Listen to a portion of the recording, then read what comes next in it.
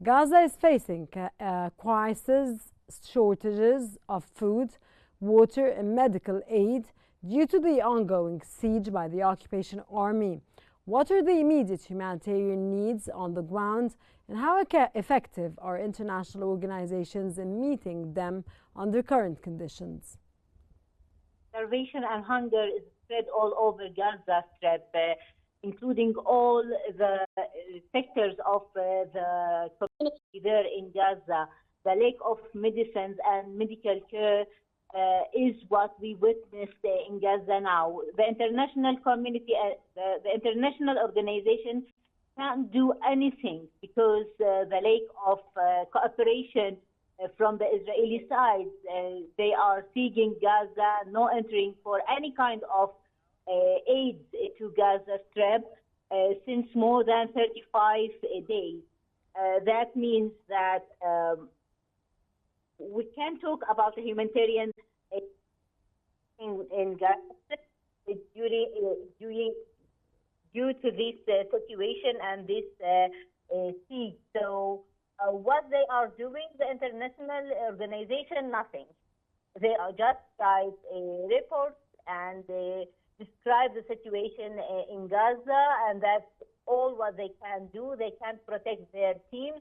They can't put pressure on Israel to enter any kind of aid, and no aid can be offered by these international organizations. So talking about the role of these organizations now, it's something far from the reality and don't work anymore in Gaza.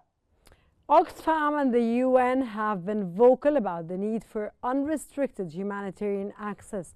Yet Israeli bombings continue to hit aid convoys and shelters. How can the international community hold the occupation accountable for targeting civilian infrastructure and violating international law? And of course, we have to ask you here, what is hindering the international community from acting towards these atrocities and genocides that are taking place? I think it's the political will as well as these balances of power all around the world that makes Palestine looks very tiny and not important, and making breaking the law or make the international law is not implemented in this area of the planet Earth. So we are out of these equations and these kind of laws. This is what it seems since more than 17 months till now of these attacks and on the Palestinian people. No one take any kind of action. We witnessed several decisions from the UN, and we found like a decision from the ICC, but no one matters to really implement these decisions or take any action to stop the Israeli attacks on the Palestinian people till now.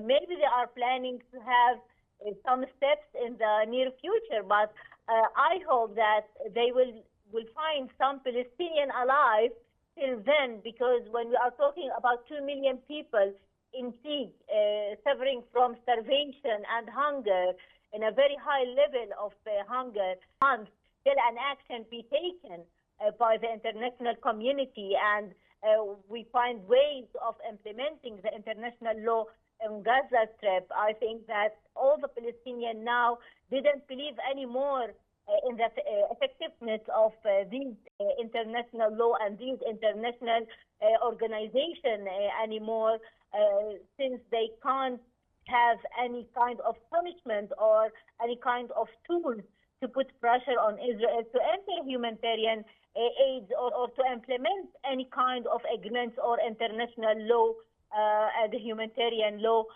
on Palestine. We witnessed as well 2 weeks ago a decision from the Israeli court says that the situation in Gaza is not like a situation that we can implement the international law on it, and it's out of these laws. So what can we say about Israel that turned its backs to all these international laws and agreements and didn't respect any resolution from the UN or any other international organization anymore.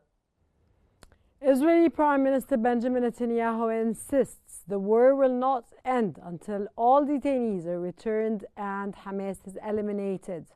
Is this a real goal on the ground or merely a pretext to prolong aggression and deflect from his political crises at home?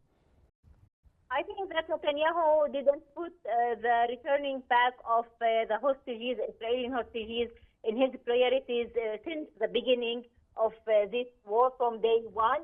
And I think that everyone believes that he didn't aim to return the hostages since the beginning till now. I think that the Israeli community, before the international community now, believe that he is very far away from returning any of the hostages, and he didn't put any effort even to return them back.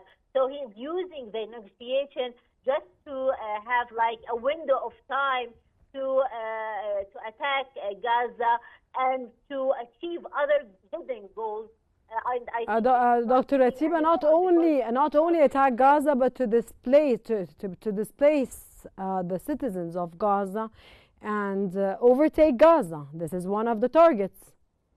Yes, I think that Smotrich today say it in a loud voice that the aim of this war is to reoccupy Gaza and to rule Gaza. It's not about eliminating Hamas or returning the hostages, and he says that returning the hostages is not in the priority or the top priority of this government, and they are not aiming from this attack to return the hostages alive. So they have like a time to achieve their goals, and these goals are to reoccupy Gaza Strip as well as the West Bank.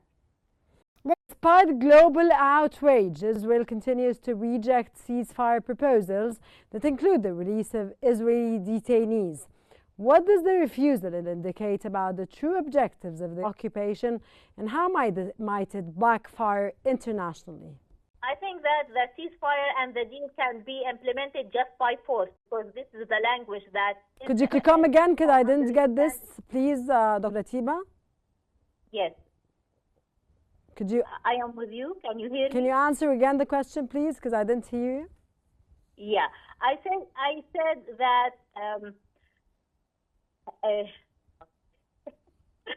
Do you want the question again? Yeah, please, yeah. Okay. My question was at this point that Prime Minister, that despite global outrage, Israel continues to reject ceasefire proposals that include the release of Israeli detainees.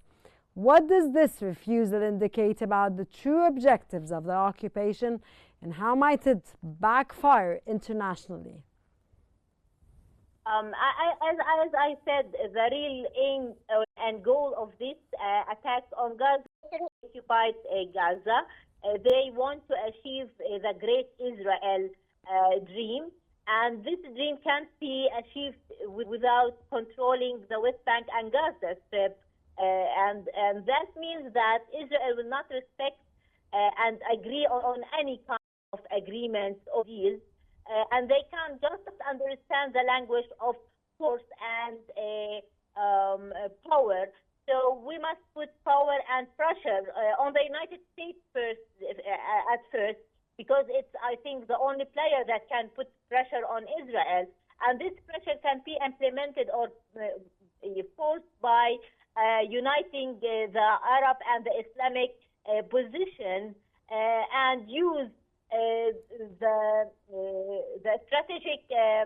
But everyone is working on uniting the Arab and of course Islamic position, and it's working, Dr. Ratiba, at this point. Yes, I think it's work in